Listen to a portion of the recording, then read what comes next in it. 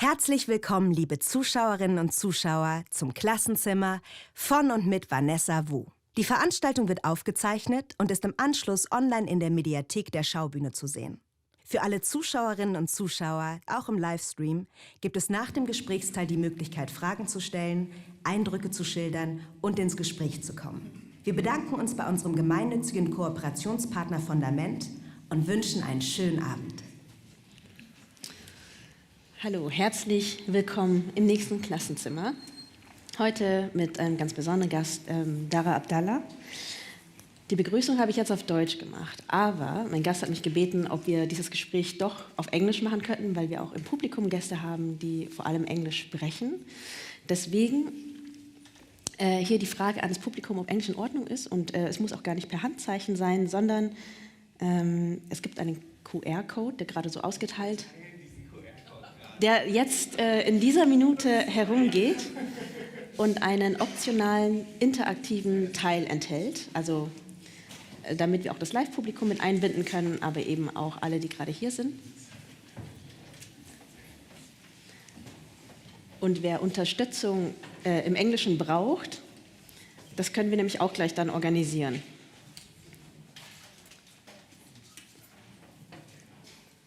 Genau. Sieht gut aus.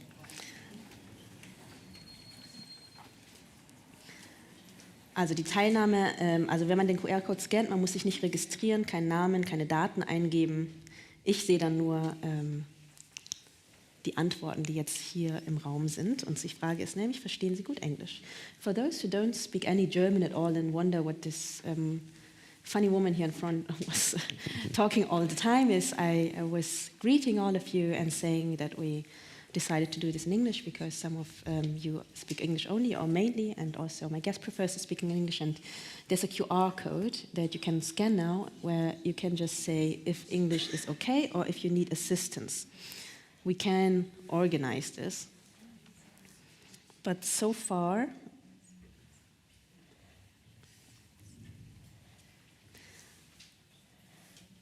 okay, if people need assistance, I would say, where was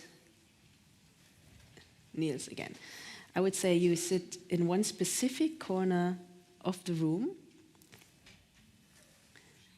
where someone can help you translate it, or I can sometimes also summarize things for you. Ach, das war die falsche Sprache, genau. Also für die Leute, die... Switchen ist gar nicht so ohne. So, für die Leute, die Unterstützung brauchen. Ich würde sagen, wir verändern einfach diese Raumaufteilung ein kleines bisschen, vielleicht auf die Seite oder die Seite. Und dann kann sich die Person neben eine Person setzen, die sich bereit erklärt zu übersetzen. Also ich habe schon eine Person, die die erste halbe Stunde übersetzen würde, freundlicherweise. Und genau. Aber ist diese Person gerade da? Ich sehe sie nämlich nicht. Gibt es eine andere Person, die minutenweise übernehmen würde und einfach dem Nachbarn zuflüstern würde? Okay, dann möchte sich die Person melden, die Unterstützung bräuchte oder sich freut, wenn man den Nachbarn anstupsen könnte bei Fragen im Englischen. Ich sehe dieses Handzeichen auch gerade nicht. Na gut, dann wird es schon irgendwie funktionieren heute.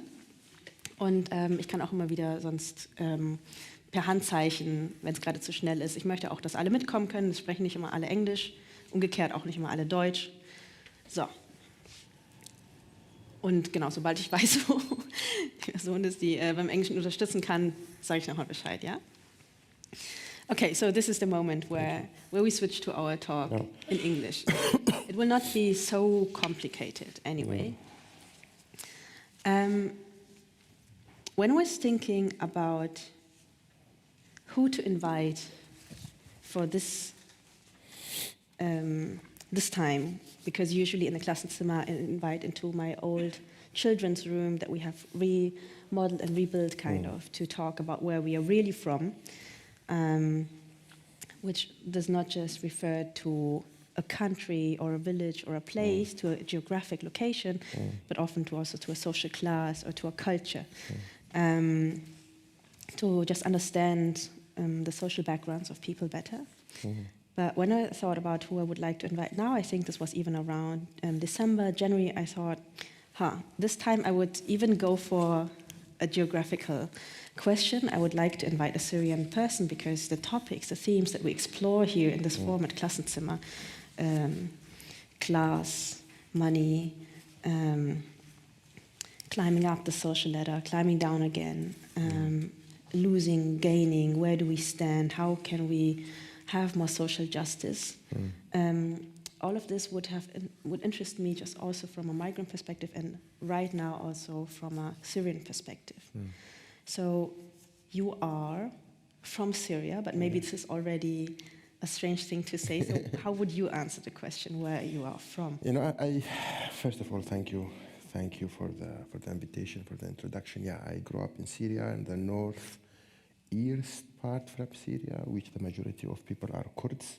So I am coming from a Kurdish ethnicity. I studied in Damascus and I'm living here in Germany since 10 years.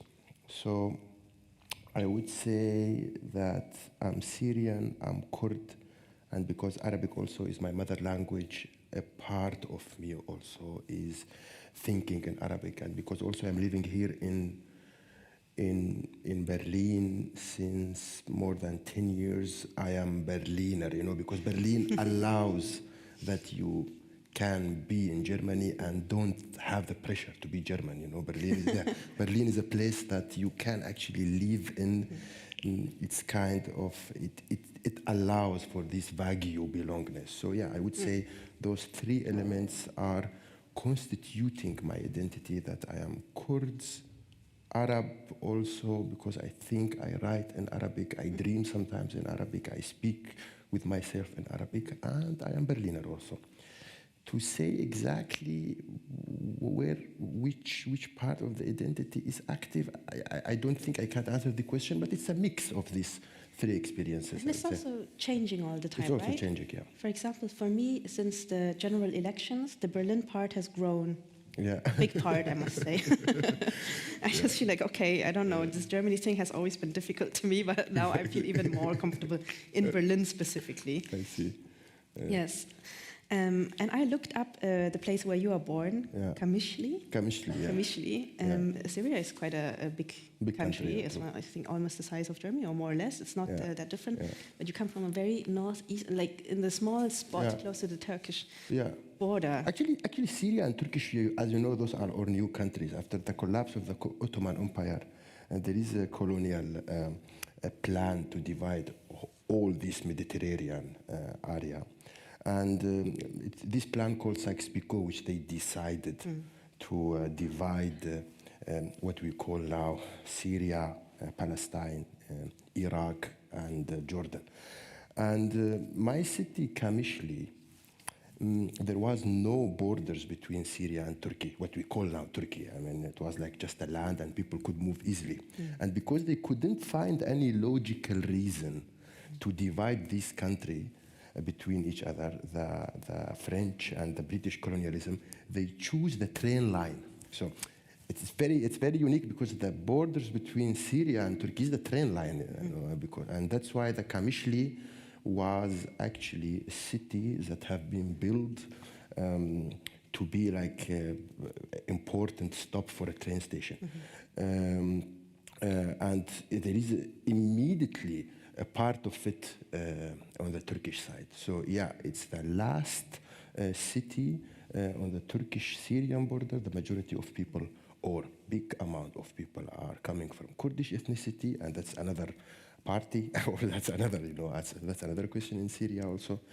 And to grow up as a Kurdish person in Syria, I think it's kind of unique experience, or it's not as you are not Kurd. I mean, like you can differ between to be to have a Kurdish background, because Kurds are not allowed to speak their own language. Kurds are not allowed to practice their own culture. They are not allowed to constitute political parties. They are completely out of any effect on politics or economics, in the country. And the Arabs are also under pressure, but they are somehow more privileged from the Kurds in Syria. So Kurds are the basement of Syria, what I call them, are the Minos of Syria, are the the example that they are even worse than the worst example in Syria. I see. Yeah, so to come from Kurdish ethnicity in Syria, you are coming from the last, I would say, what we can express, from last spot in the perspective. There is no behind it, yeah. And how is it then in your hometown or home city? Yeah. Because it was predominantly Kurdish. The whole area is Kurdish. So do you even feel as a minority? Because everyone around you, not everyone, but most people around you. It's very unique situation because all the people are Kurds, but you are, for example, in public institution, you are not allowed to speak Kurds. Maybe someone will come to you and tell you to stop. If you speak in Kurdish, they will tell you to stop speaking this language because this language is bizarre or weird or don't belong to Syria. And there are always political confrontation between Kurds and Syrian regime before the revolution and even after the revolution. I remember it's also in March 2004. I also published a text about it yesterday. A Kurdish kind of Kurdish revolution happened in my city. I was 14 years old, and Syrian regime brutally, suppress it and put a lot of people in the prison. And it's kind of a political event that is fundamentally ingrained in my memory. And I will never forget it, how they came to the city and the Syrian army from Assad kind of occupied the city and committed atrocities and crimes against Kurds at that time. Then, after 2011, all Syria becoming Qamischli. I mean, Assad used this politics or this military solution against all Syria. So 2004 was local war against Kurds. 2011, after what we call it Arab Spring, as you know, it becoming like a war against the whole country. Yeah. You have been in Syria. I want you to ask. Actually, you went with Ahmed. You went to Syria before me, so I want to hear also how you were in Damascus, yeah? I was in Damascus only after Assad's fall in December. Yeah, we were discussing it a lot, because first of all, they let people enter again, also Syrian people who were not allowed to for this different reason. There was no border control at all. And then after Christmas, we went for almost 2 weeks. I see. But Damascus is also, of course, not the same, because it has also in the last years been relatively safe. Yeah. Not at least not fights, active fights going on. And it was a very impressive experience. Yeah, I wrote also your article in this site was so, yeah. Because this is what is another question that now should pop up in the QR code, or it should be there, is what comes to your mind when you think about Syria? So you're also welcome to answer this if you want to. Yeah. Well, I married a Syrian, so suddenly I'm part of this, of everything now. I did study Arabic as well before the revolution, 2010 and 11, because I found the letters so beautiful and the language sounded nice to me. I see. What I was not aware of is how culturally, historically rich and beautiful this place is, how Mediterranean Damascus is. Yeah. It's just 100 kilometers to the sea, that you see all the palm trees, the old buildings that come from times most of us have never seen even, because it's considered the longest populated city in the world, or the longest that we know. We don't know because people still live there, so we cannot dig everything out to find out the actual age. So for me, apart from seeing everything very destroyed, seeing that time was standing still, seeing people very much impoverished, there was still this incredibly old beauty that I just didn't know, because I'm a journalist, so I work with news. The destroyed buildings I know from the news images. I see dead corpses, I see refugee camps, but I did not see the narrow alleys. People doing the work basically every day, people having their pride also. So this was, when you deal with refugees or migrants, my parents were also migrants, then people tend to make themselves small, they don't speak the language, they start anew, they're different human beings, but when you go to a country where you think you know many Syrians, and then you see how incredibly proud people are, proud at their jobs. I mean, the question is what it came to my mind when people speak. A lot of stuff for sure come in my mind when I hear the word Syria. But there is something, and I think even for normal German publicum, it's, in my humble opinion, it's important to understand it is what exactly distinguishes Syrian regime from other Arab political regime in the region. Well, those political regimes they have something in common, that they are dictators or something, or they suppress the free speech, or they don't allow for a healthy political life. It's true. But there is something unique about Syrian regime, is how the political system is located inside the Syrian body. For example, in Egypt, is everything okay? This is the gym. Exactly. Gym is there. Yeah. There is there is for example, as I think a lot of people know, what happened in Syria was a part of Arab Spring. Arab Spring was an uprising for a political change, I would say, toward liberalism in the Arab world. Okay, it has several outcomes. I mean, we don't have time to speak about everything, but for example, in Tunisia and in Egypt, the political power is divided between different institutions. Yeah, you have army, you have police, you have the presidency. So maintain the question of to maintain the power requires some kinds of balance between those what we call it power centers. Yeah. In Syria, it's not like this. The whole political power, the whole violence, the whole means of violence are concentrated, intensified in the hand of one family. Army, economics, parliament, politics. There is nothing that is outside from Assad family.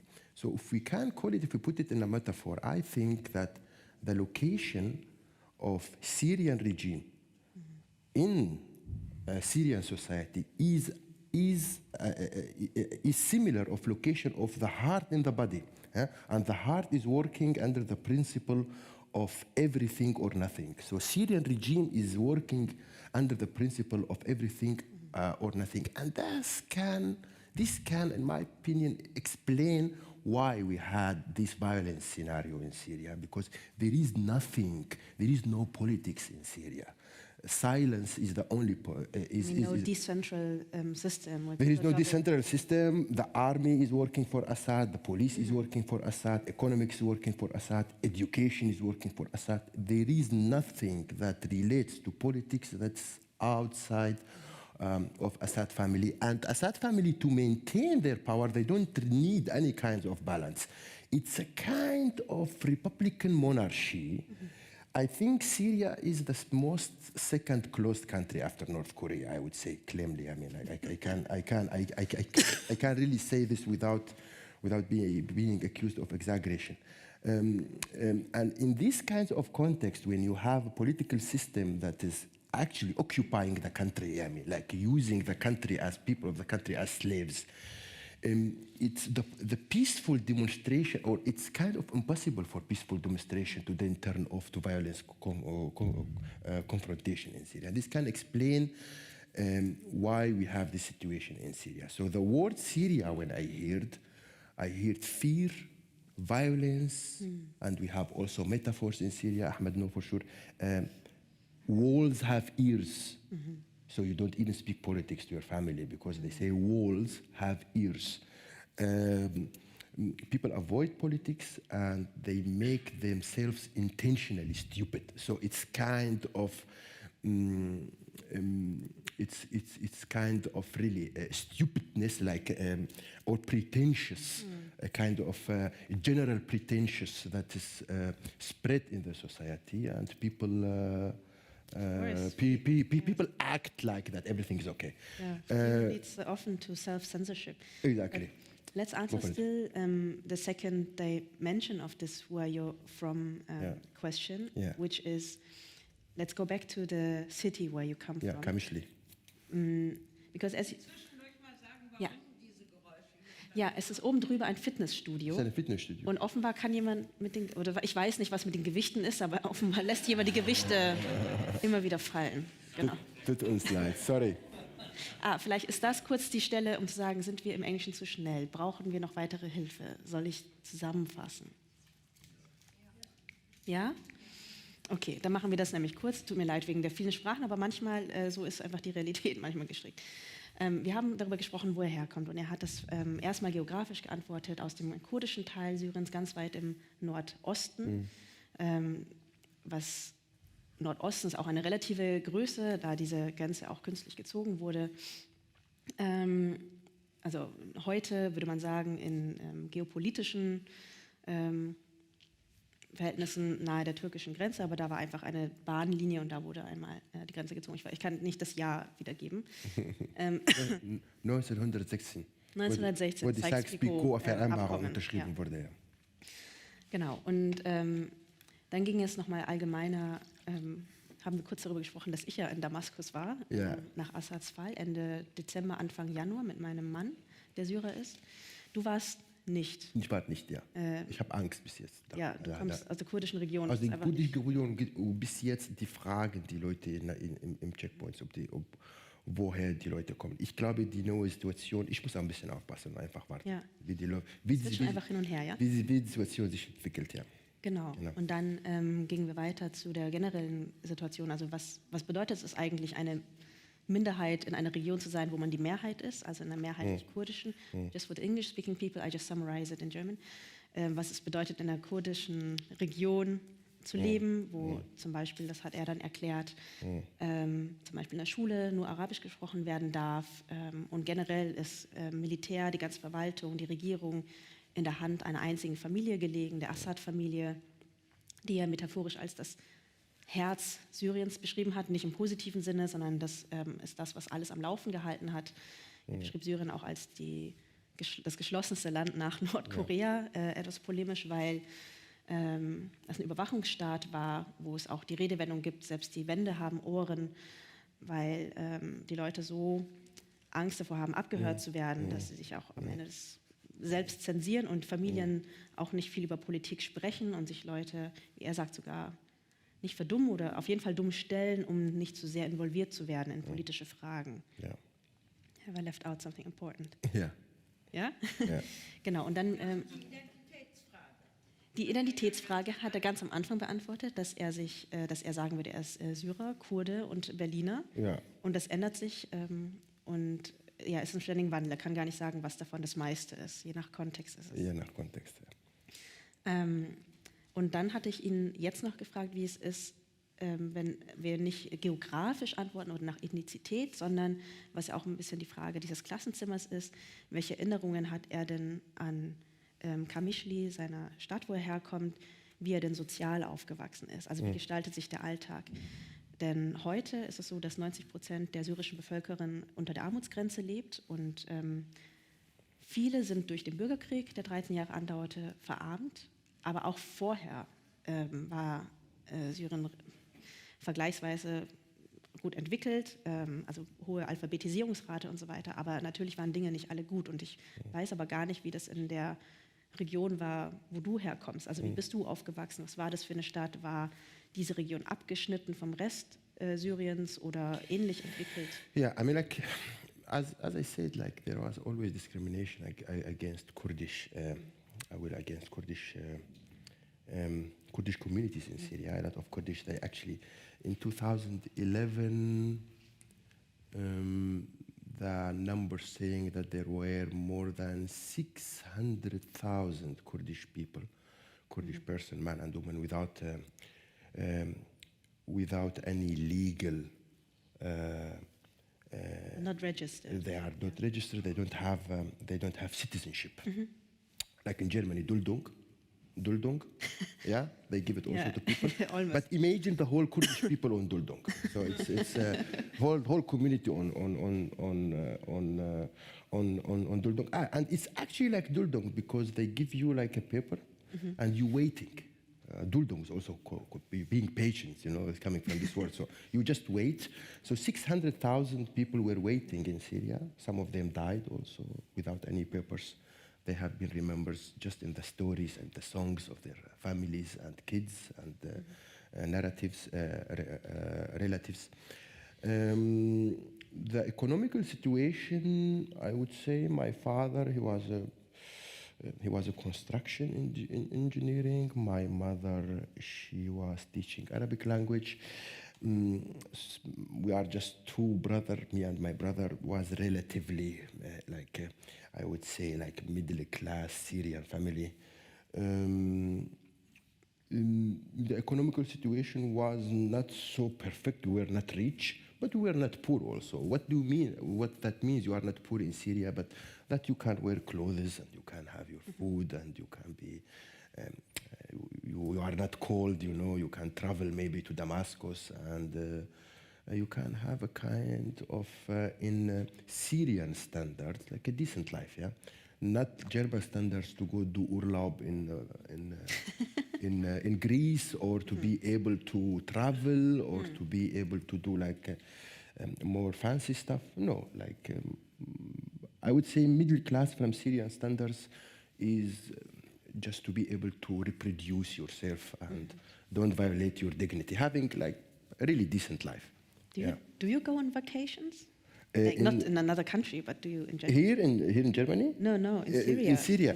In Syria, no, because if you go out from Syria, you need always passport. You need always visas. No, inside maybe to the mountains, inside, yeah, to the inside. seaside. Yeah, you go. We go in seaside, inside Syria. Yeah, we go vacation. But having visa and going outside from Syria, and I think this is just like available and restricted to a minority of Syrian people that are privileged or they have money or they have a relationship with the political regime. Yeah. So until you left Syria, was it in 2013? I left Syria in 2012. I studied medicine in Damascus. I moved to Damascus in 2007. I studied in Faculty of Medicine. And then Syrian Revolution started in 2011 as a part of Arab Spring, as we said. And then I had the personal experience of being arrested by Syrian regime. I was in prison. I don't want to speak about it. I don't want to take questions also about it, just to be clear. And then after I went out, there is this German institution called Heinrich Böll. Heinrich Böll House. Actually, where Ahmed lived in Oslo. Yeah. Ahmed is my man.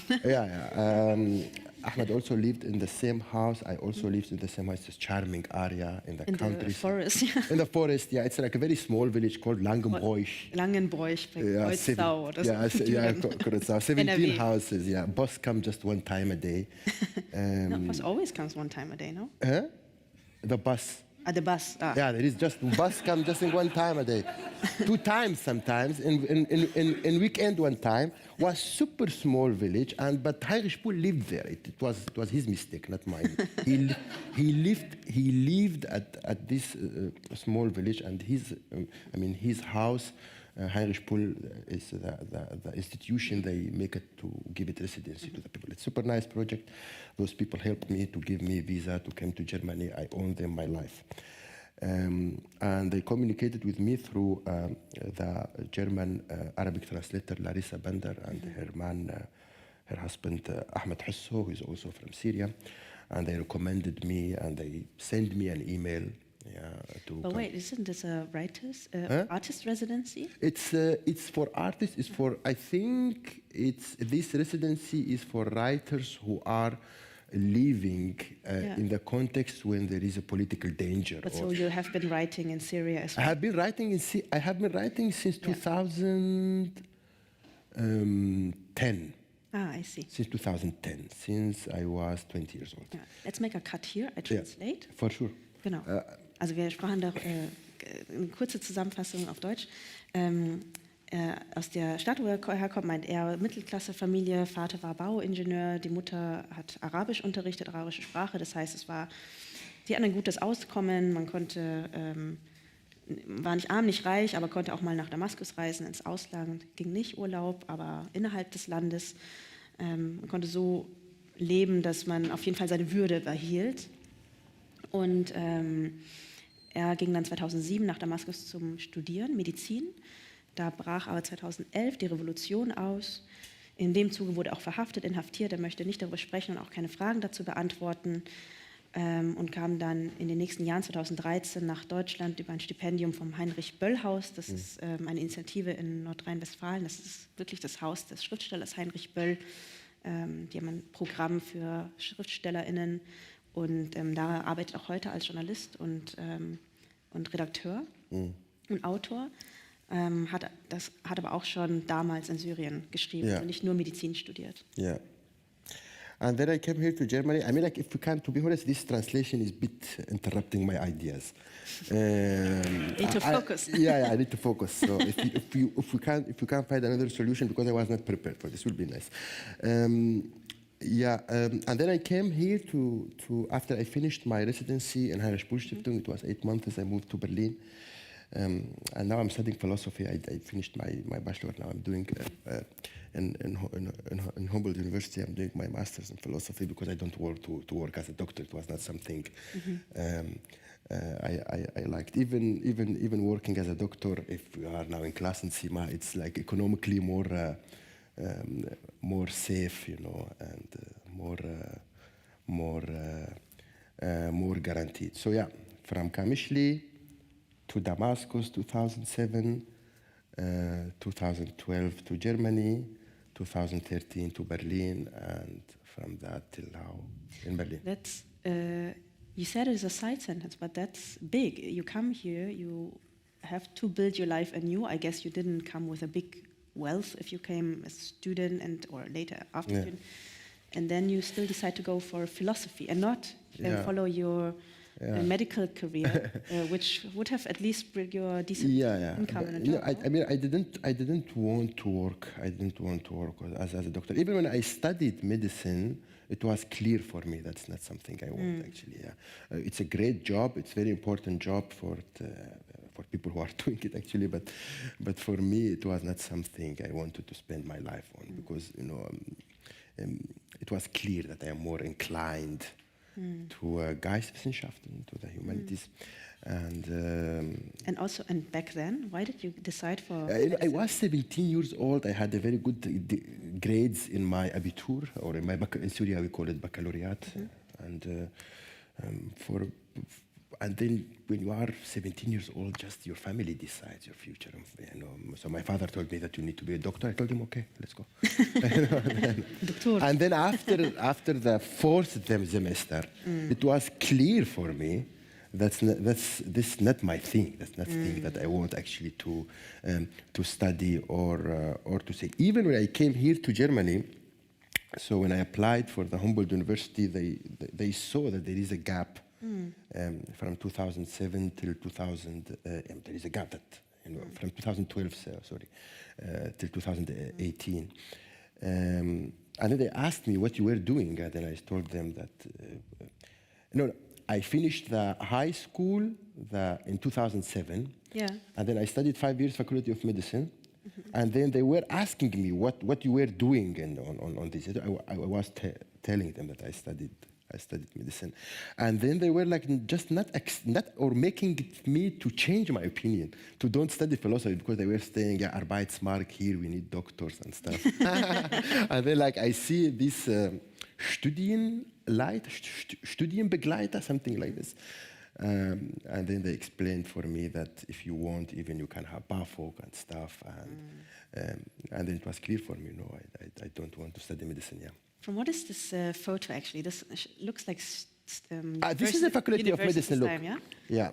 Those are. Erkennt ihr Dara darauf? Währenddessen kann ich ganz kurz übersetzen. Er meinte, er ging nach Damaskus, um Medizin zu studieren. Ja. Aber das war auch nicht so sein Fall, auch wenn es mehr ökonomische Stabilität geboten hätte. Er fühlt sich den Geisteswissenschaften stärker hingezogen. Ja. I keep it short, my translations. Yeah, it will be nice. This is like we are. Look, we are all Kurds here.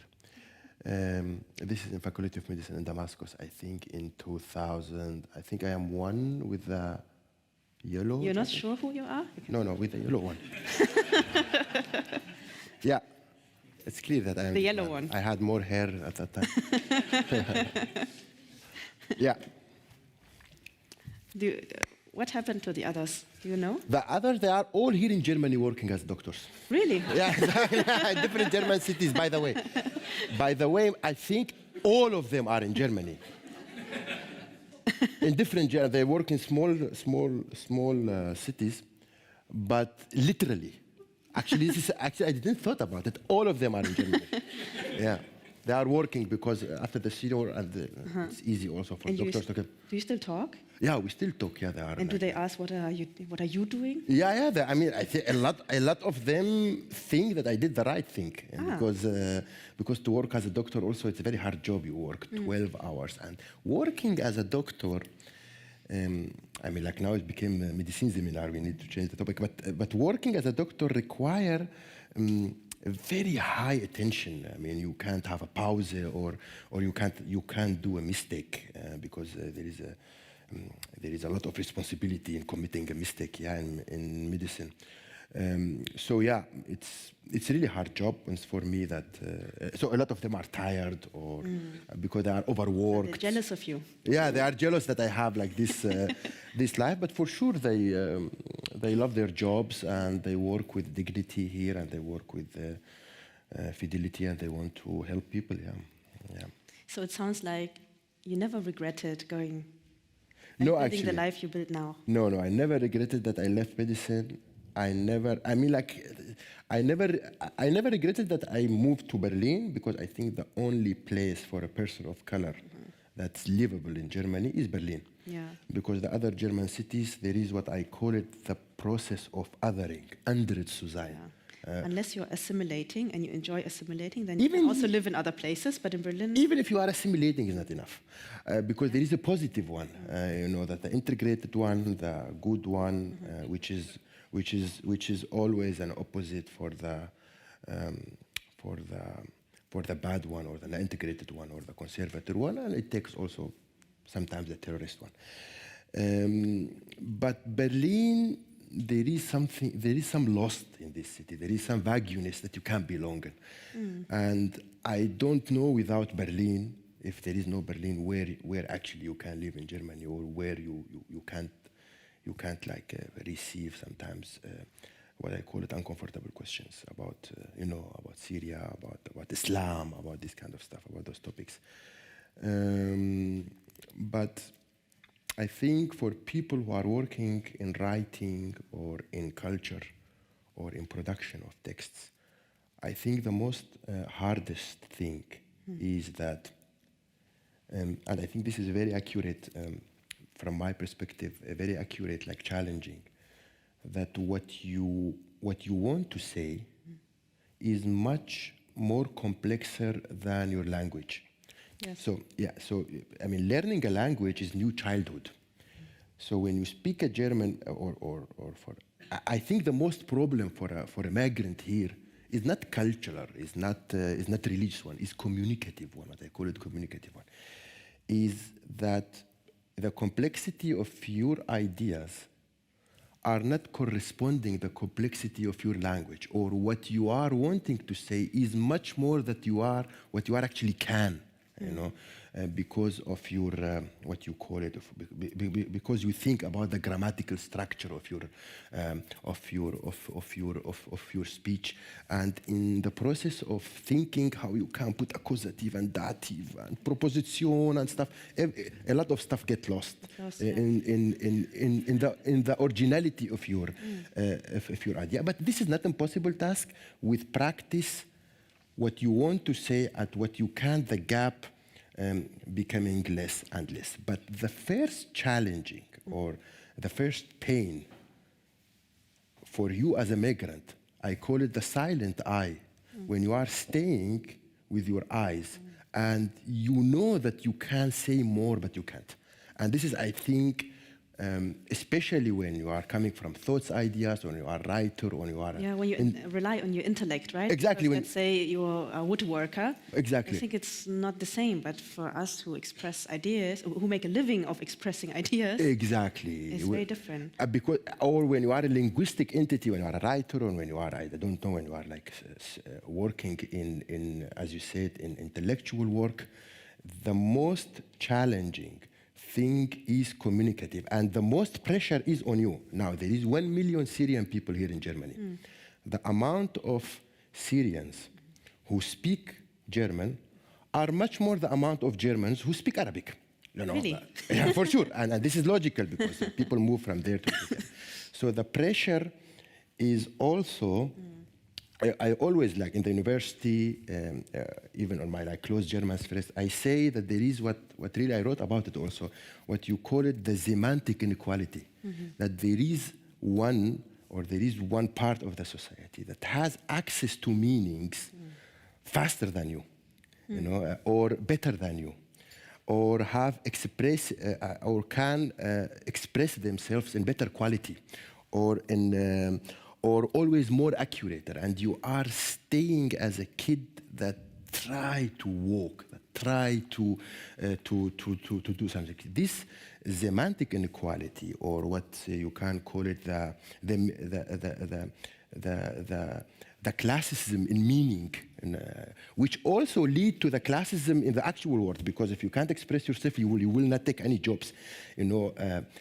You will not be able even to work in the intellectual world. Yeah, I see. So, I mean, it's a fast track if you, at some point, can overcome it by intellect or because you're smart. You can learn the language, and as you say, you can practice it. Maybe you can, if you have money, you can afford language classes or better language schools even. Yeah. But on the same hand, it's very ableistic as well, because you are obviously capable of even studying philosophy in Germany right now, but there will be so many people, no matter what effort they make, even if they had some money, they will never reach this point, simply because they're cognitively not able to express it, even if in their own language. I don't think that people are...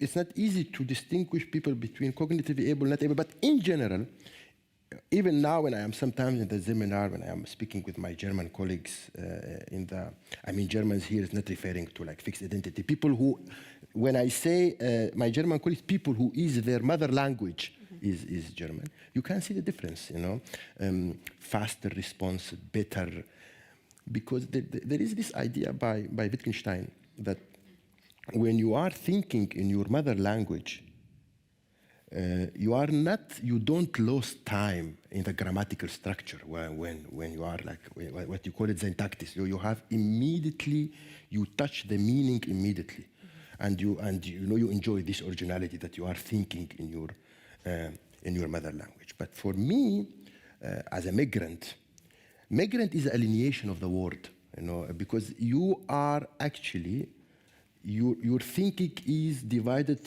through two processes. The processes of producing meanings, like the German mother language person, but the process of thinking of how to syntactically, how to form the sentences.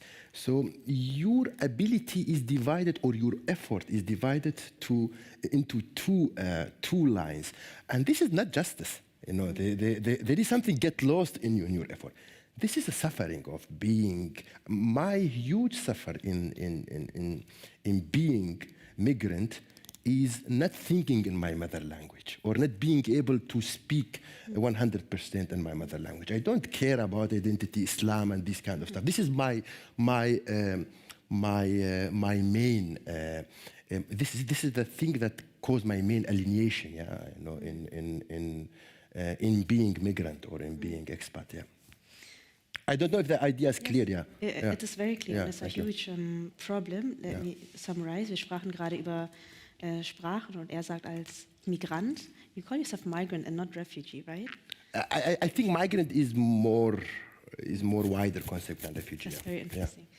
Sein größtes Leiden als Migrant sei es kein Zugang also eine Sprache zwar lernen zu können, aber nicht in der Muttersprache zu denken und dementsprechend nicht ausdrücken zu können, was man denkt, zumindest nicht in der Geschwindigkeit und auch nicht im unmittelbaren Antworten oder auch gar nicht im Kopf diese Komplexität an Gedanken formen zu können, weil das in einer anderen Sprache passieren muss. Ich hatte noch eingeworfen, dass es natürlich auch ein ableistisches, das muss ich auch noch übersetzen in einfaches Deutsch, eine Komponente hat, denn es gibt ja Menschen, die sind auch generell nicht in der Lage, sich sprachlich besonders eloquent auszudrücken. Und ich meine damit nicht mal Menschen, die jetzt nur eingewandert sind. Es gibt auch genug Menschen hier, die, weil sie wenig Bildung erfahren haben oder kulturell enteignet, könnte man dazu auch sagen, Ja. Oder einfach ihre Fähigkeiten in anderen Bereichen liegen als in der Sprache, sich ausdrücken können. Diese Menschen haben ganz andere Startvoraussetzungen, in einem Land überhaupt jemals anzukommen. Genau. Und umgekehrt, wenn man Sprache gut lernen kann oder sich gut ausdrücken kann, dann ist es ein Weg sehr schnell nach oben. And here's the point where I would also tell something about myself, because many people wonder, how could I, as a child of refugees growing up on the Bavarian countryside, very far from a city, I wouldn't say necessarily great education or something, because it was really very far from everything, and my youth was mainly without internet also. So I did not have access to this bourgeois, educated academic circles, not at all, because in my in the hometown where I grew up, there was nothing like that, and I was also in a refugee in an asylum shelter. But for me, it was language. I was watching TV a lot. I was reading a lot of books. So I had access to the higher German, Hochdeutsch. And luckily for me, I'm good with languages.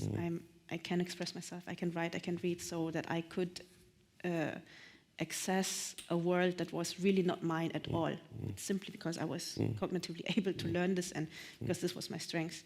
I don't know where I would be if I had completely other strength, if I would be a good painter, for example. Maybe could have also worked. But this is the thing for me.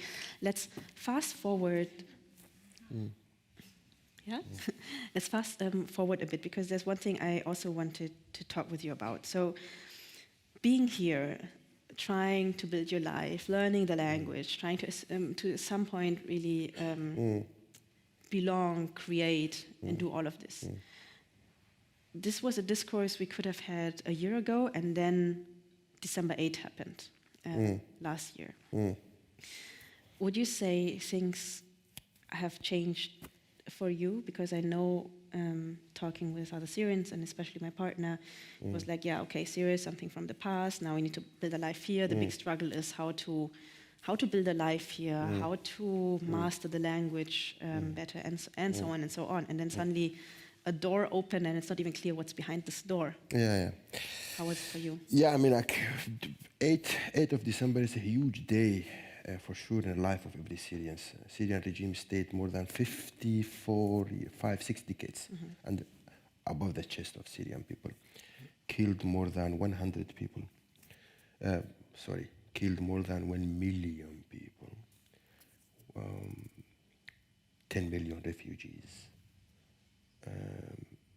Inside and outside of Syria, 1,600 people who we don't know any news about. They are like disappeared. This is the largest disaster since the Second World War. Literally, the largest disaster since the second, in scale of refugees, in scale of dead people. So when Assad was out, we didn't decide. It was like kind of even physical pressure on our body, because in Syria they are always saying ilal abad, for eternity. You find that everything that Assad is for eternity, Assad is forever. When the forever went down, it's even in the concept of time there is something shaking. So it was forever, now it's out. I think 8th of December was a huge day in the life of every Syrian. People were out, I think, were crying, and huge demonstration, and I think all people saw it, even in Germany, because there is a lot of Syrian people are living in Germany. The question if I will come back or not. This question, didn't ask you. because a lot of You were asking this. because I get this question from a lot of people, and this question is a bit annoying. I mean, it's annoying from not annoying from a person, but it's when you are living in a place for 10 years, you're becoming part from a place, or allegedly. We're becoming far from a place, or as we have been said that you can be far from a place. Yeah. So when the political regime get changed, the first question, I get it also in my Facebook, or also some of like random people ask me, or some people asking, how many Syrian people do you think they will come back to Germany, from Germany to Syria? Yeah. I can't give an answer for these questions. It was also highly offensive. It's also highly offensive. Instead of being celebrate with Syrian people and making grieve with Syrian people on their loss and their relatives that have been killed in this war, it's not good, I think, to especially for people who came here to Germany when they are young, and they became. Now I feel that I belong to Berlin. So when someone asks me, will you come back to Syria? It seems to me, or it feels for me, that someone will kick me out from my city. So yeah, I get this question a lot of time, and always try to answer with nice way that this question could be unsensible or unconsidered, or should not ask people if they come back or not. Yeah, It's different from it's different from one individual to other individual, and each person should decide for her own. Yeah. I mean, people have different motives, but today to prepare, I looked up some quotes again, and I got so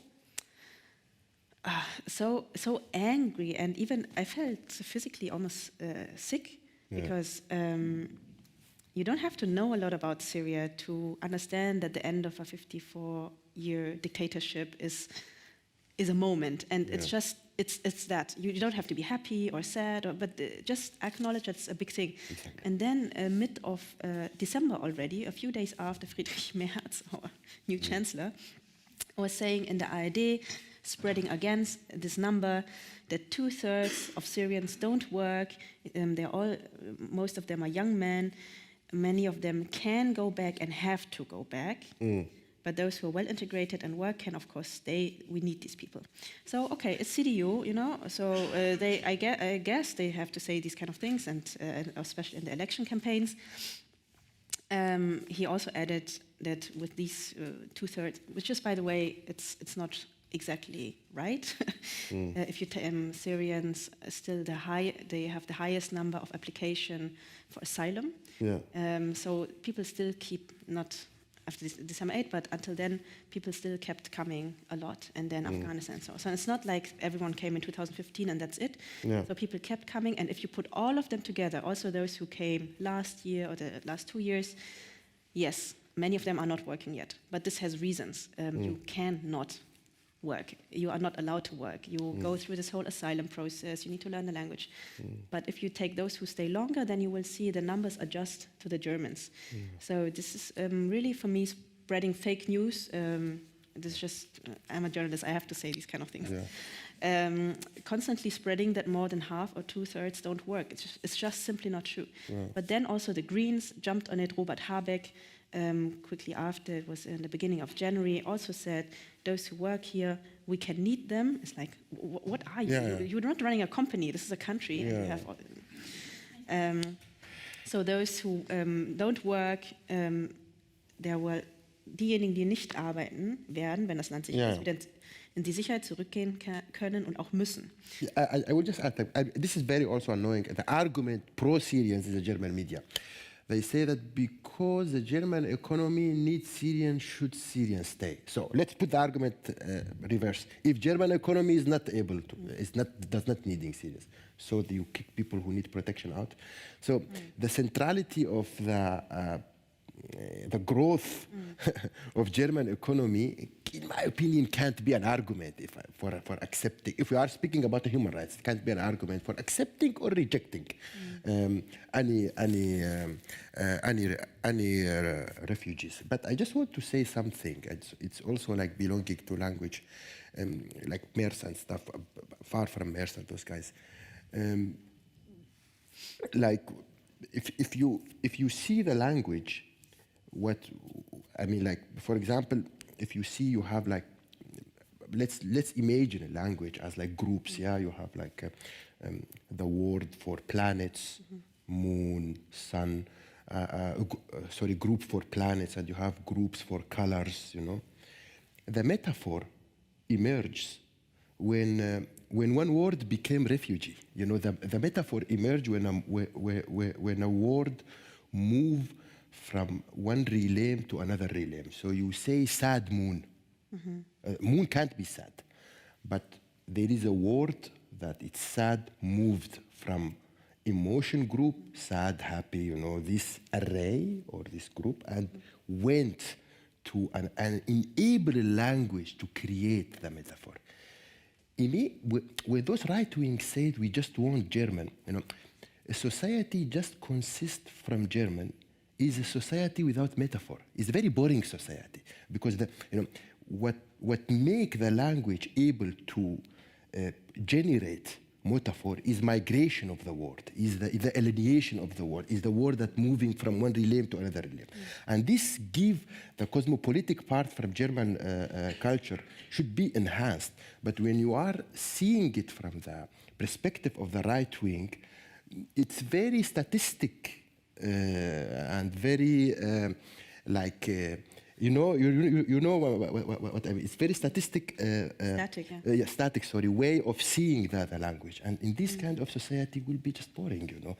So the migrants in German society enable even the German society to be to create more meanings, because to create this kind of tension that we all of us. Sorry. But even if they didn't enable anything, they say, look. In the end, we are people. People since ever have moved. This is a constant in humanity. Yeah. And also, by the way, people don't like to move. I think around 2-3% move.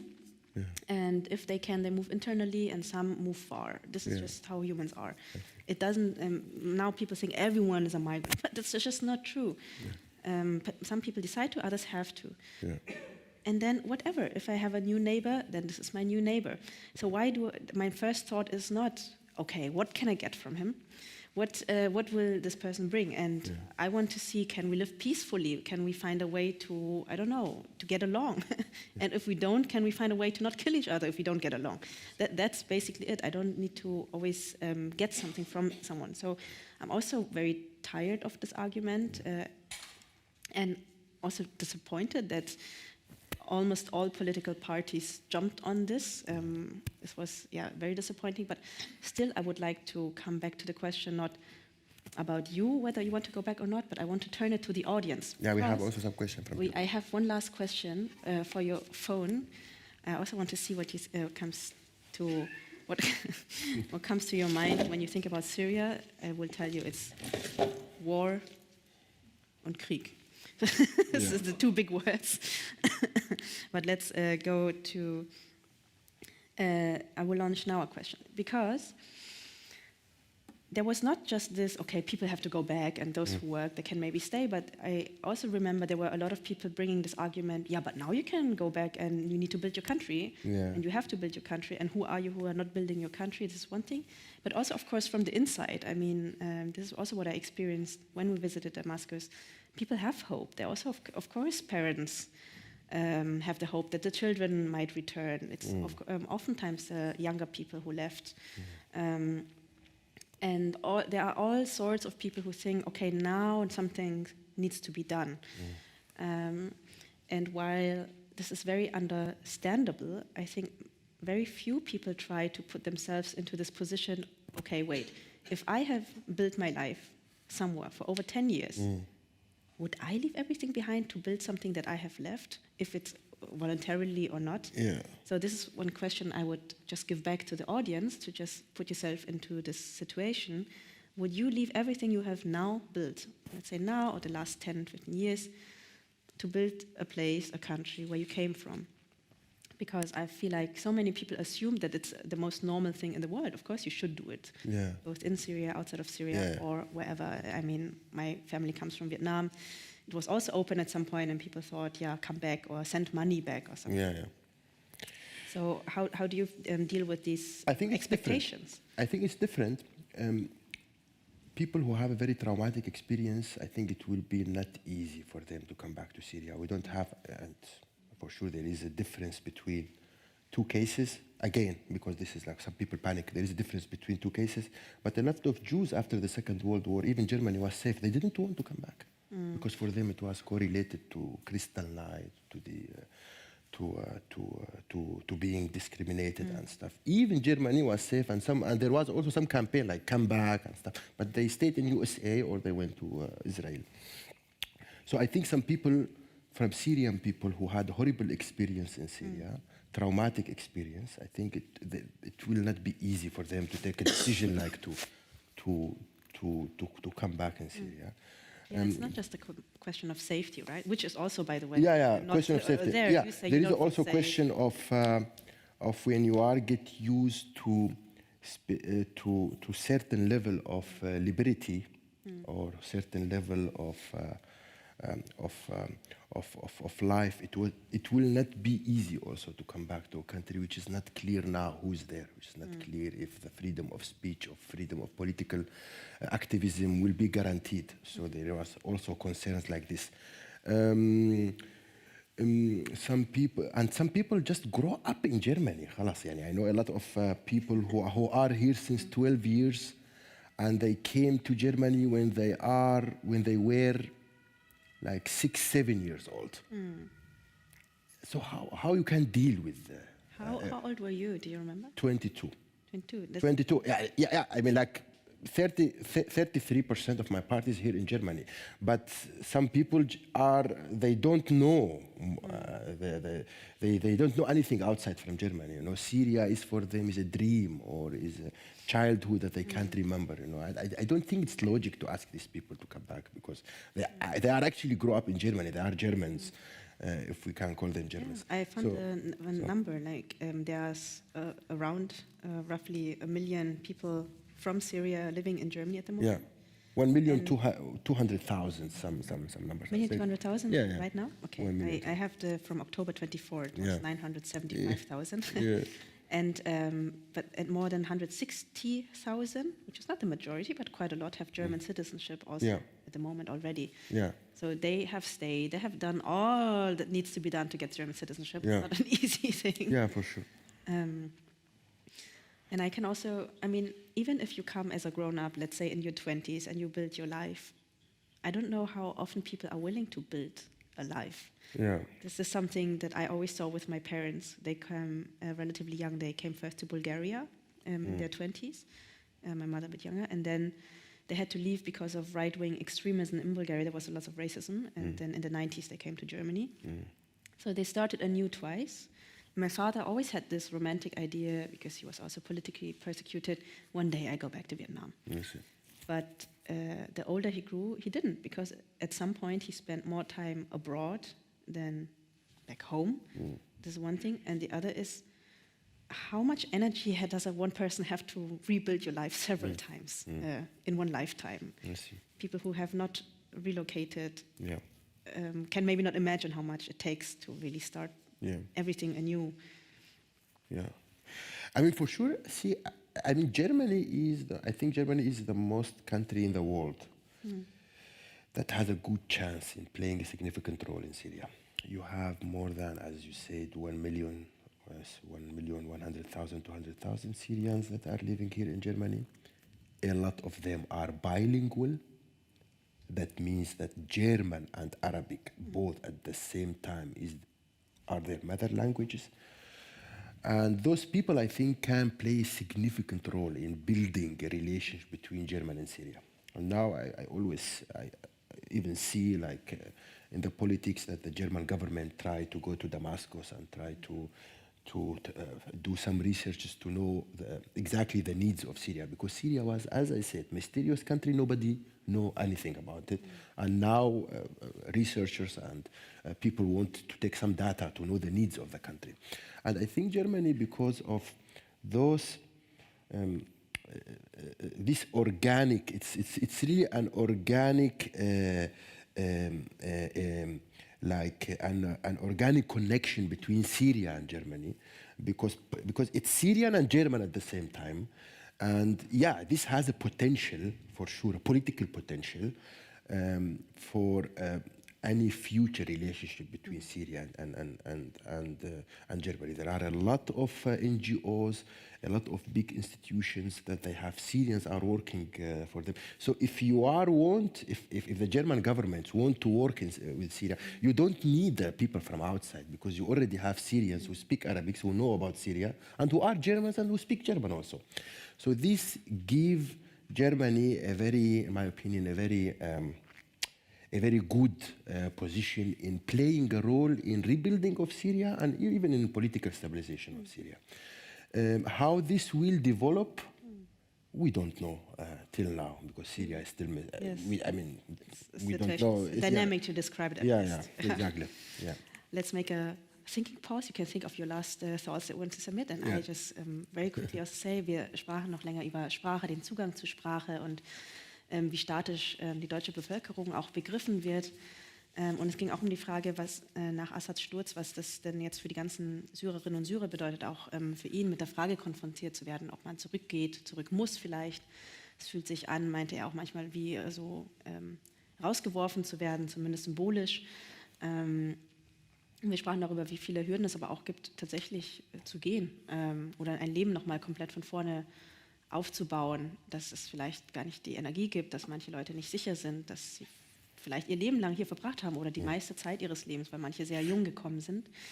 Und man kann auch jetzt eigentlich nicht sagen, was das Land die nächsten Jahre oder in der Zukunft bringen wird. Seine Hoffnung oder was er sieht ist, es gibt viele Menschen, die jetzt bilingual sind, die starke Verbindungen haben, die in NGOs arbeiten, in Vereinen und sich in irgendeiner Form engagieren und jetzt versuchen, Verbindungen herzustellen, und vielleicht erwächst hier etwas daraus. So let's go all the way back from where we started tonight. What was actually, we were listening to a music that we came in. What was this? I mean, it's Iranian music, by the way. It's Persian music, yeah. It's Kurdish, Persian, and it's reminding me for sure to Nowruz. 21 of March was Nowruz before two days, and Nowruz is always like a day when you go to the nature for Kurdish people, and you celebrate this. You celebrate for sure. I mean, I celebrate for sure. I didn't celebrate it this year. I was at home writing a text about Nowruz. But yeah, when you decide to be a writer, so instead of a doctor. Exactly. But then when I was in Syria, when I was in Qamischli, going out for Nowruz was a kind of a beweis, was a kind of proof that you are a Kurdish. So Nowruz was a day that you as a Kurdish becoming visible. 364 days you are invisible, you are under the shoes of the political regime of Syria. I know it's a hard picture, but it's actually like this. In one day, in Nowruz Day, Kurdish people go to nature, dance, listen to their music, speak their language loudly. So yeah, Nowruz, even it's not actually just for Kurds. A lot of people in Middle Asia also celebrate Nowruz in Iran, and even in some people in Afghanistan also celebrate Nowruz. But because Kurds in Syria and Turkey and Iran and Syrian, Turkey and Iran and Iraq were not allowed to celebrate Nowruz, because Kurds were not allowed, Nowruz becoming an indicator for Kurdish identity. So yeah, so Shajarian, to go back to your question, Shajarian is reminding me to the preparation of Nowruz and to this environment, to these memories for sure. Is this something you keep up here as well, to be also visible as Kurdish, as Kurd? Here there is no racism against, so there is no need, but yeah, here also, there are a huge Kurdish community. But yeah, it's different to be Kurdish in Germany than Kurdish for sure in Syria. It's a totally different dynamic, yeah. What do you wish for the next times to happen? Are you, I'm not talking about permanently going back, but is this something that's inside of you? You would like to also be part of this bonding and for sure. supporting? No, it's not that, you know, I have emotions, for sure. I want to build some kind of a role in political future in Syria. And for sure we can build, I mean, like the role, I think that the liberals and democratic and the left people that can build in Syria, they can role in Syria, is that the new guy now in the government, his name is Ahmed Shara, I call him Abu Muhammad al-Julani, I think that his right name is Abu Muhammad al-Julani, needs some kinds of pressure to share the power, because till now in his political speech there is no mention to democracy, to political diversity, to peaceful deliberation of power. And the whole indicator now, the whole signs that coming from his ruling are scary. What happened in Syrian coast, it was very ugly ethnic cleansing, and it's still now continuing with less intensity, but I think Syrian democratic and liberal and like progressive women and men in the West, they can practice pressure against this political regime for sharing the power, for being more clear and reducing the vagueness of the political speech of al-Julani, of the new system in Syria, and for more inclusive, for inclusivity, for democracy, because till now they don't say democracy, those guys. And I think talk mostly about inclusion and a different ethnicity. Yeah, they see Syrian society as a static tolerance between different religious group, not as citizenship. And majority and minority, those concepts are more coming from sectarian, perspective, not political one. Because if you see yourself as Sunni majority, so you will stay always majority because you are speaking as but political majority can be changed through time. It's not political majority and minority are concepts that are not related to identity. They are related to political program, and a majority can be minority and minority can be majority again.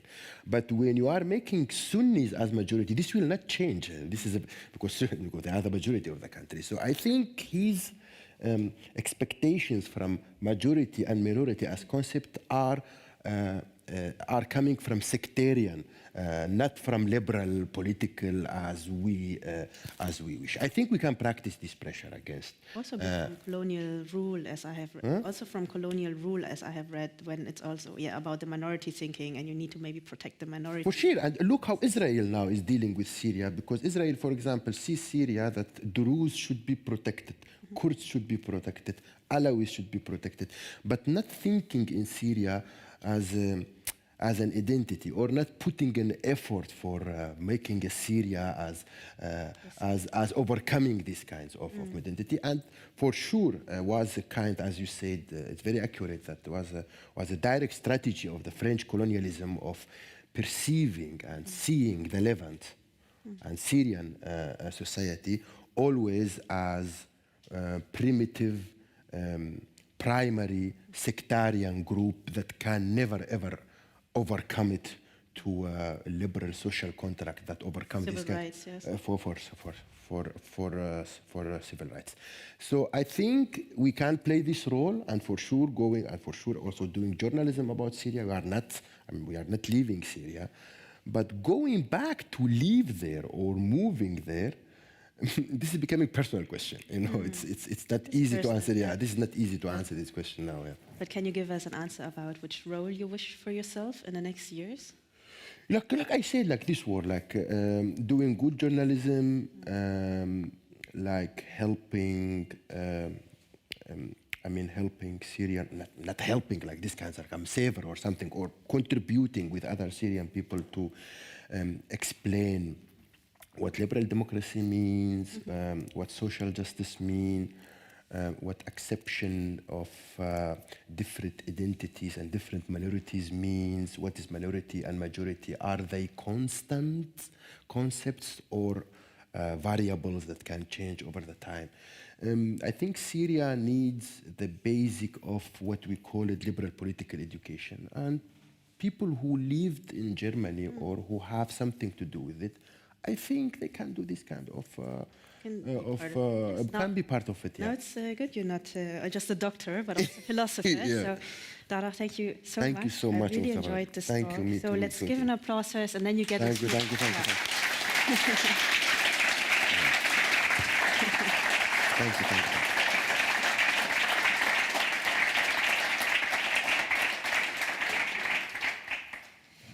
So, wir sprachen am Ende noch kurz über die Frage der Rückkehr und welche Rolle er für sich in Syrien wünscht, dass viele auch im Ausland gerade als sektiererischen Staat sehen, wo es verschiedene religiöse Gruppen gibt, Ja. die untereinander konkurrieren, und dann muss man halt die eine Gruppe vor der anderen schützen, und das ist auch das Signal, dass die Schara-Regierung, er nennt ihn weiterhin Jolani mit seinem islamistischen Kampfnamen, ja, zumindest sendet er keine Signale in Richtung liberale Demokratie, sondern es geht um Inklusion, und das ist auch die Weise, wie wir von außen oft auf Syrien gucken, dass alle irgendwie dabei sind und alle gehört werden. Aber worum es ihnen geht, ist auch ein Aufbau einer liberalen Demokratie, auch das Verständnis von BürgerInnenrechten, wo es um mehr geht, als dass die eine Gruppe von der anderen verschont bleibt, sondern eben, es eine andere Staatenform auch geben kann, die Menschen als BürgerInnen inkludiert. Ja. Genau. Es tut mir leid, diese Übersetzungen sind sehr knapp, aber wir haben das Beste aus der Mehrsprachigkeit gemacht. Ich finde, es kann nerven, aber ich finde es auch Teil der Berliner oder generell der deutschen Realität, verschiedene Sprachen zu haben und dann schöner Menschen mit reinzuschließen, als sich allein auf eine Frage zu schlagen. Genau, vielen Dank auch an euch und Sie. Wir haben jetzt noch ein paar Minuten, die wir für Fragen nutzen können, die kann man online stellen. Ich habe auch gesehen, dass einige Fragen schon eingetrudelt sind. Ich nehme mein Handy geworfen. Manche kamen online, aber ich nehme auch gerne noch Handzeichen entgegen, in welcher Sprache auch immer gerne. Und dann antworten wir einfach in dieser Frage zurück, würde ich sagen. Ja, machen wir das. Und genau, ich sehe hier schon ein Handzeichen. Haben wir irgendwo ein Mikro? Genau. Ja, das ist dieser Ahmed. I have a question for you, Dara. Thank you. It's also like because I'm struggling with this since also the fall of Assad. When we talk with the German about Syria, what's happening here, and when we talk with Syrians about Syria, like how do you manage to have this balance? Because when we talk with Syria, we always need to talk about Jordan and what's happening now in Syria and all the negative things, what's happening here. Yeah. And when we need to talk with German and all of this phobia of Islamists and all the Syrians or what's happening in Syria like Islamists, how do you deal with that? How do you deal with these? Like I feel also I need to separate my feelings always when I'm talking with a German or with them while I'm talking with the Arabic, and also now with you as I don't want to say Kurdish, but like also when this question also is present. About what's happening with the Kurd, what mistakes are they doing, what mistakes are the Islamists doing, so how do you deal with all of these? It's a very good question, yeah. I mean, like, see, it's really hard to speak about, I mean, like I always say, Palestinian-Israeli conflict, people know a lot about. Because, I mean, like, if you compare it to Syria, people are experts. Okay. If you compare like how much people know about Syria and how much people know about Palestinian, like ordinary German person, and for example, even Ukrainian war, people know more about Ukrainian war than if you compare it to Syria. Syria, in the and this is not generalization, I would say that the dominant tendency to avoid generalization, the dominant tendency are Syria is Assad, ISIS, refugees. It's not clear. People don't know a lot about the political history of the country. People don't know a lot about how this country is divided between certain power. People don't know a lot about the sectarian texture of Syrian society, that you have Alawis, that you have Sunnis. And my strategy is not to attack people and make them responsible for their ignorance. No, because they didn't also had a chance to, and I don't think that this is productive and communicative. I try as much as I can in my capacity, and if I am in good mood or not, to explain or to explain the conditions that make my idea clear and intelligible to people, or to anyone who's asking. But yeah, if you compare it to Palestinian-Israeli conflict, people know much more, I would say 100 times more than they know about Syria, except of people who has interest, who doing Islamwissenschaften, Yes, or they're doing Middle East studies. studies. Travel, and religious people. Religious people are doing Middle East studies, or who have a Syrian partner, for example, or are in love with Syrian person. I don't know. They know about Syria, but ordinary German person, normal German person. And this is not to blame people or to make them culpable or verantwortlich for this. This is how the things are, and why, as Ahmed said, why this is like, because I was always able to explain for Syrians the situation of the Kurds, because Syrians also don't know what is the situation of the Kurds inside Syria. It gives me also the skill, the Fertigkeit, to explain also to the German to be patient. Even some people ask, for sure, like weird questions, like who is Hafez Assad? Who is the Assad the father? Who does not know who is Assad the father? Like this is basics, but they don't know. And I think the best strategy in facing this is to be patient and to try to be, because some people really want to know, and some people don't know because they didn't find themselves in a situation that they need to know about Syria. Yeah. And I don't know if this answer is. No, it is, and here also just one comment about this. They don't know also because all of these integration programs, which also just focus on the food, let's eat together, let's do together, and nothing has to do with the actual problems that we have, or like the knowledge or what's happening that we have to exchange. But thank you, Dara. Welcome, Ahmed. Thank you for the question. Yeah, and there is one here. Here? Yes, here in the front.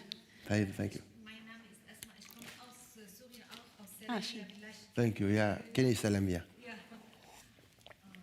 Da hören wir dich besser. Und ich habe nur eine kurze Frage, bitte. Bitte schön.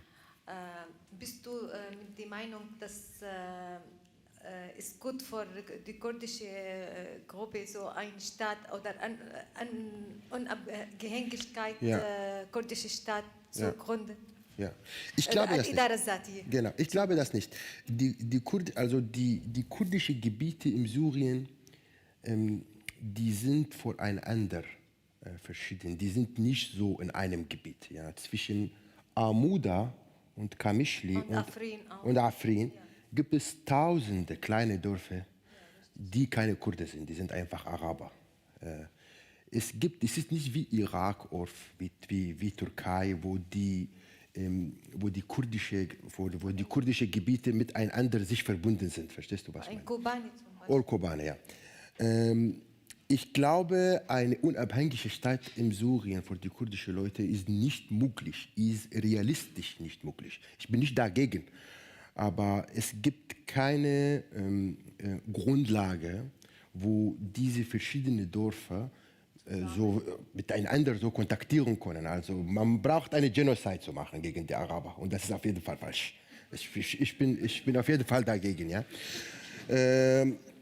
Deswegen die einzige Lösung finde ich, für Syrien ist auf jeden Fall eine demokratische Stadt, säkularisierte Stadt. Das heißt, dass die Stadt hat die gleiche Abstand vor alle Religionen so, und auch keine zentrale Stadt. Das heißt, dass die Kurden in der Lage sind oder das Recht besitzen, ihre Gebiete so selbst regieren in einem Syrien. Also nicht so eine unabhängige Stadt. Eine unabhängige Stadt ist nicht möglich. Das geht auch bei uns als Ismailiten, als Minderheitsreligion auch. Ja, also wie du willst, wie du weißt, die Kurden, die sind nicht eine Religion, aber das ist eine Ethnizität und politischer Islam spielt keine große Rolle in der kurdischen Gesellschaft. Das heißt, ja, meine Vorstellung oder meine Meinung, dass die gute Lösung für die kurdische Frage im Syrien ist Demokratie für alle Syrien und eine säkularisierte Stadt, das ist sehr wichtig, und auch eine nicht zentrale Regierung. Das heißt, dass die Kurden in der Lage sind, dass die Newroz-Tag ist wie ein Feiertag ist. Ja, in Berlin die Feiertage, die sind verschieden von Bayern. Nicht auch Föderalismus, etwas weniger als Föderalismus und auf jeden Fall nicht eine zentrale Stadt. Ich finde das eine gute Lösung. Auf jeden Fall die kurdische Sprache muss offiziell unterrichtet werden. Mhm. Alle Regeln, alle Ausnahmeregeln, die gegen die Kurden sind, muss auf jeden Fall sofort aufgehoben werden. Ja, finde ich aber Türkei ist ein Problem, weil für die Türkei eine Anerkennung für die kurdischen Leute in Syrien bedeutet eine Anerkennung oder bedeutet eine Notwendigkeit für eine Anerkennung in die kurdischen Leute in der Türkei. Ja? Türkei sieht kurdische Identität als Corona. Das bewegt sich so, das muss man bekämpfen und so. Und das ist auf jeden Fall eine einzige Herausforderung zwischen die kurdischen Leute und die Regierung in Damaskus. Ich weiß nicht, ob Vielen Dank und Neiruz Mubarak. Thank you. Hier haben wir noch eine Meldung. Ja, erstmal muss ich drücken? Funktioniert das? Ja. Erstmal vielen Dank. Ja. Ich weiß gar nicht, ob ich das, was ich hier sage, eine Frage ist oder ich stelle das jetzt als Frage dar und zwar... Wir nehmen auch Kommentare. Ja, eher wirklich eine Frage. Oder es ist, ich frage mich, es geht heute um Identität eigentlich, aber dennoch haben Sie die ganze Zeit über die Kriege in Syrien gesprochen, über die Konflikte. Übrigens komme ich selber aus dem Irak, lebe schon ein bisschen länger in Deutschland, aber ich hatte auch dort den Krieg erlebt und auch ich habe einen kurdischen Background, bin halb aber dann schon noch, genau, deswegen kann ich ein bisschen auch nachvollziehen oder viel nachvollziehen. Was ich sage ist, gibt es überhaupt die Möglichkeit, eine Identität zu haben, wenn man so in eine geschlossene Gesellschaft hat, worüber man gar nicht sprechen darf? Also ich habe das Gefühl, erst als ich nach Deutschland gekommen bin, konnte ich erst mal so, okay, wer bin ich eigentlich? So, weil eigentlich ging es dort gar nicht darum, eine Identität zu entwickeln. Also die Identität war so, das, was die Regierung vorgegeben hat. Du konntest gar nicht mal darüber sprechen, diskutieren.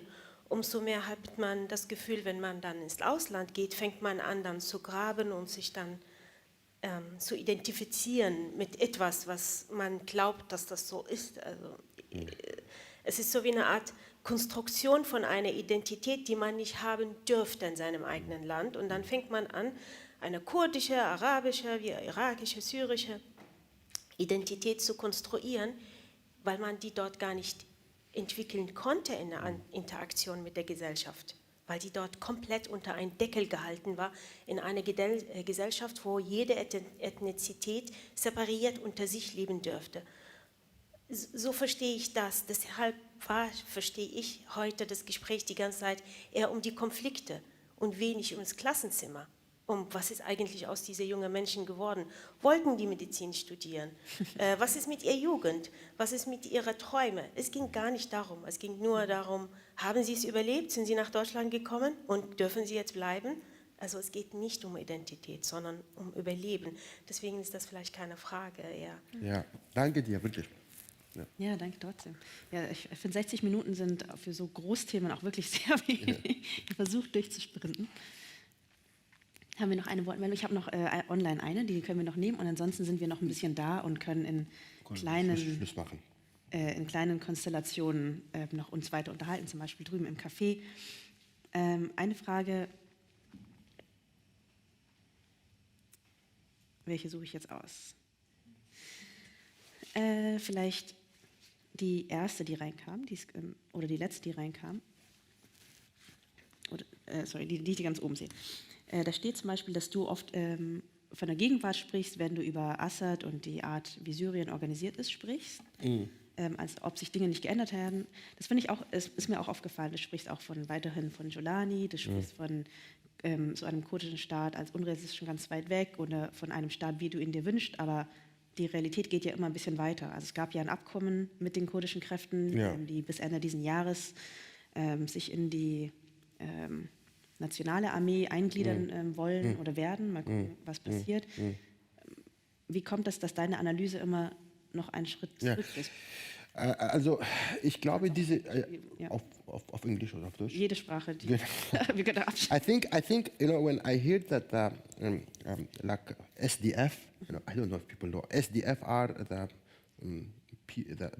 forces that are representing Kurds in Syria, that they did a deal with Al-Jolani, and I think it's good that we don't have war.